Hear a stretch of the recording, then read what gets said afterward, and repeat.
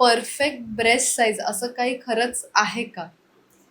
So book definition मला विचारशील तर त्याच्यात ब्रेस्ट साईजचे नॉर्म्स आणि कॅरेक्टरिस्टिक्स दिलेली आहेत. जसं दोन्ही बाजूचे ब्रेस्ट सिमेट्रिकल असणं, दोन्ही युजली सी कप ब्रेस्ट हा नॅचरली ब्युटिफुल एस्थेटिक ब्रेस्ट समजला जातो. So C cup breast size with symmetry of the breast, nipple pointings forward, nipple हे ड्रूप डाऊन नको पाहिजे आणि ब्रेस्टची स्किन ही टाईट पाहिजे. ब्रेस्ट सिमेट्री, साईज, व्हॉल्यूम, हे सगळे एस्थेटिक नॉर्म्स हे बरेच सारे बुक डेफिनेशन प्रमाणे दिलेले आहेत.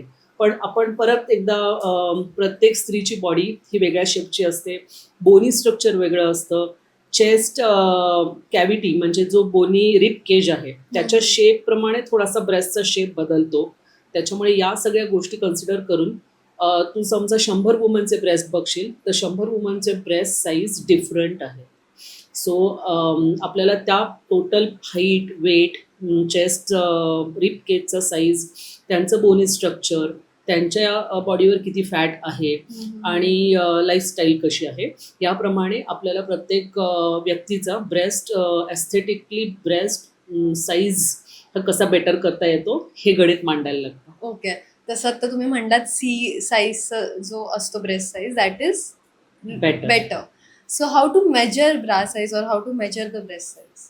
खूप छान प्रश्न आहे ऐश्वर्या. बऱ्याच वेळा मी आलेले पेशंटला कन्सल्टेशनच्या वेळेस जसं आपण हाईट, वेट मोजतो तसं आपण विचारतो की तुझा ब्रेस्ट साईज काय आहे, म्हणजे ब्रा साईज काय आहे. तर बऱ्याच स्त्रियांना माहिती नसतं की माझा ब्रा साईज काय आहे.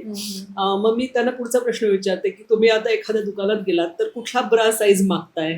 तर ते बरेच वेळा उत्तर इतकं फनी देतात की सांगतात दुकानदारच बघतो आणि देतो अंदाजे. म्हणजे अरे तुम्हाला आपला ब्रा साईज माहिती पाहिजे.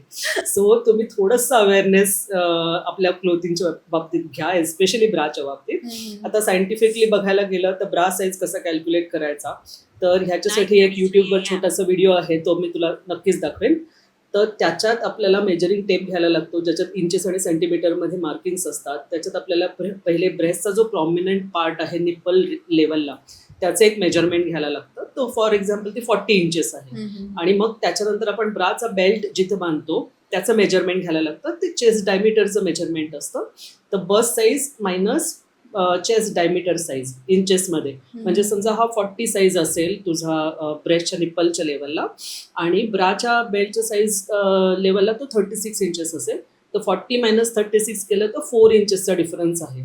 That is your C to D cup. म्हणजे तो डिफरन्स 0, 1, 2, 3 असा ह्यानी वाढत जातो. तसा तुझा ब्रेस्टचा कप साईज ABCDEF असा वाढत जातो. हे कॅल्क्युलेशन आहे. या कॅल्क्युलेशन प्रमाणे प्रत्येकाने आपला ब्रेस्ट साईज कॅल्क्युलेट करून मग त्या पद्धतीनं योग्य ब्रा घालायला पाहिजे. ओके. हे मार्केटमध्ये आता वेगवेगळ्या प्रकारचे ब्राज असतात.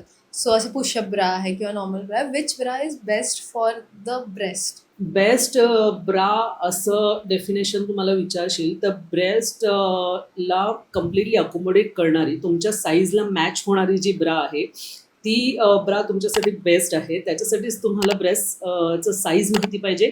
साईज कॅल्क्युलेशन नंतर तुम्ही जाऊन व्यवस्थित ब्रा चूज केली तर ती बरोबर बसू शकते. फॉर एक्झाम्पल एखाद्याचा ब्रेस्ट साईज खूप छोटा असेल, A size, B size cup असेल तर त्यांनी थोडीशी पॅडेड ब्रा घातली तरी काही हरकत नाही.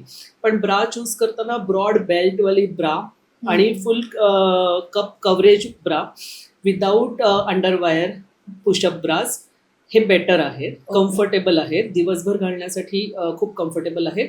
आणि आपण आता पुण्यातनं बोलत असल्यामुळे पुण्याच्या टेम्परेचरला 40 डिग्रीला तुम्ही नायलॉन मटेरियलची अंडरवायर रुतणारी ब्रा शक्यतो घालायला नको, किंवा त्या ब्रामुळे आपल्याला ब्रेस्टच्या खालच्या फोल्डमध्ये फंगल इन्फेक्शन होऊ शकतात, अल्सर्स होऊ शकतात. हे ब्रा दिवसभर घातल्यामुळे घाम तिथे साठून राहतो, तर स्किन कंडिशन्स प्रॉब्लेम होऊ शकतात. तर असं तुम्ही ब्राचं मटेरियल पण एकदम बरोबर चूज करायला पाहिजे, ॲज वेल ॲज ब्राचा साईज पण चूज करायला पाहिजे. काही लोकांचा ब्रेस्ट साईज खूप मोठा असतो, ज्याला आपण E cup, G cup, H cup असे म्हणतो, ज्याला टर्म आहे मायक्रोमेशिया किंवा जॅगेंटोमेशिया, यूज साईज ब्रेस्ट. अशा लोकांना ब्रा सिलेक्ट करताना खूप डिस्कम्फर्ट येतो.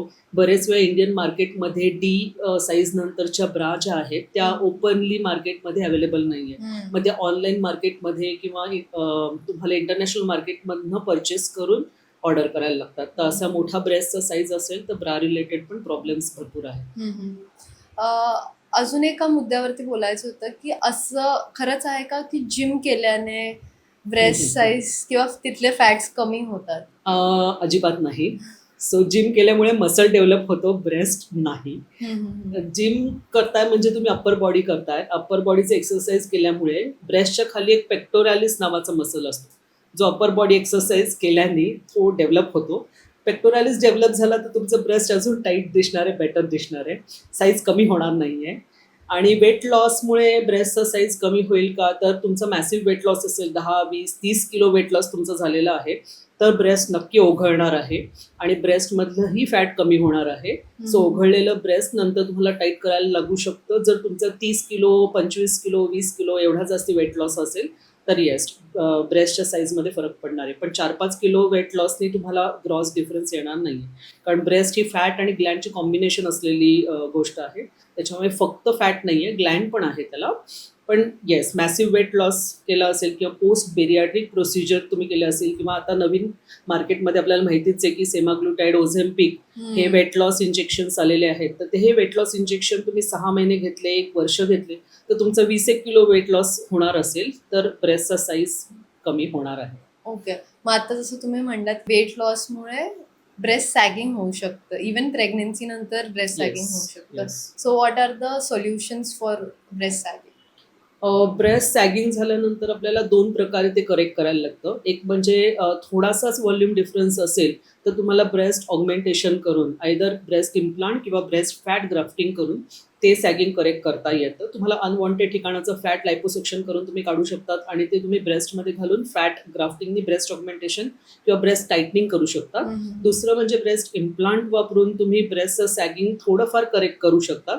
पण ग्रेड 2 आणि ग्रेड 3च्या पुढे सॅगिंग असेल किंवा खूप जास्त ओघळलेलं ब्रेस्ट असेल तर त्याला आपल्याला स्किन टाईटनिंग करायला लागतं.